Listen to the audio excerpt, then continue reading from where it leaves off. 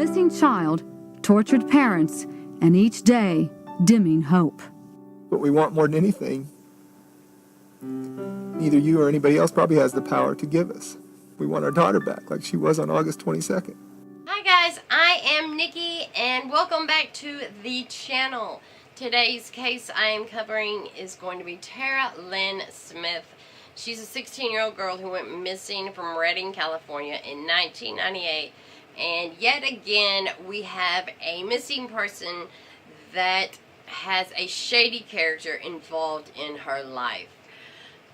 This case is still unresolved to this day. It's kind of sad that it's not been resolved. So, if you like missing persons cases, that is mainly what I cover on my channel now.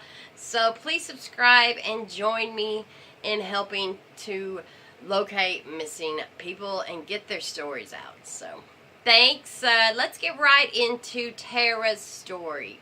So Tera Smith was just your average 16-year-old girl who was outgoing and friendly and very physically active in sports and things. And her parents just describe her as a really sweet, nice girl with your normal teenage angst. Tera actually got interested in a new sport of Taekwondo. And her friends signed up to start Taekwondo lessons. This is where the shady character will enter Tera's life. Troy Zink, aka Master Zink. Yes, this guy requests everybody call him Master Zink. And that's parents and students. Yeah, he is a real weirdo. Troy Zink was a 29-year-old man with a son and a wife. Yes, and also Troy Zink was a man with a criminal background. Go figure. Yep. He had a rape charge in 1993, and also I believe he was a wife beater, and also some gun-slinging charges. Yeah, not a cool dude. Pictures of him, he looks shady as hell. Ugh, I don't even like to see him either, but anyways, let's move on. Tera apparently did like Troy Zink, and she had somewhat of an infatuation with him. That's the way that they report it. She and Troy began a sexual relationship. Yes, a 29-year-old man and the 16-year-old girl. Yeah. Super illegal, 100%, okay? Nobody obviously knew about this because it was so not right. And they carried this on for quite a while. On the day of her disappearance, Tera actually had gotten in trouble that morning and was grounded. And so she basically was to tag along with her mom doing, running errands and stuff. When they got home, Tera asked a short time later if she could go for a jog in the park near their home. And yes, she was allowed to do that, even though she was grounded. Unbeknownst to her mother, she was not going for a jog in the park. She was going to meet Troy Zink. Now the story I'm going to relay to you is Troy Zink's story. Troy Zink told authorities that Tera had called him and wanted to meet up with him and talk to him about something. So, of course he did. When they met up, Tera asked for $2,000. Yes, a 16-year-old asked for $2,000. When he refused to give her $2,000, she got angry. Did he indicate to you that she asked for money? Yes, he did. And did he indicate to you that she became agitated when he said no? Yes, he did. And then she demanded that he go and drop her off on a corner of a street somewhere in the town. Yeah, that's right. That's what he says. He obliged to her. He said, sure, I'll drop you off in this corner. And he was so upset by the conversation that they had, he chose to go to the mountains for 5 hours and meditate and pray. Yeah, that's what Troy Zink said. He also denies having any kind of relationship with her. He just had a Taekwondo master-student relationship. He was her instructor in some type of karate. And you're saying that's as far as it went? I'm saying that's a relationship that I know of. But we know better. When Tera didn't return home that night, they actually did think she ran away. They waited a little while and then realized when they started searching for her a couple days later that she had not contacted anybody and that she was just basically gone. They called the police. They basically considered her a runaway, but of course she was, a teenager, so they did look for her. Then her parents go digging around in her room and find a journal. The Smiths found letters Tera wrote to Zink professing her love, but trying desperately to break off the affair. She writes, quote, "I know that what I'm doing with you is wrong. It's against God's will." Where in the journal it explains how much she loved Troy and all their love affairs and all this stuff. So there we go. Then they're like, oh my God, something has happened. That's where the case finally goes in that direction.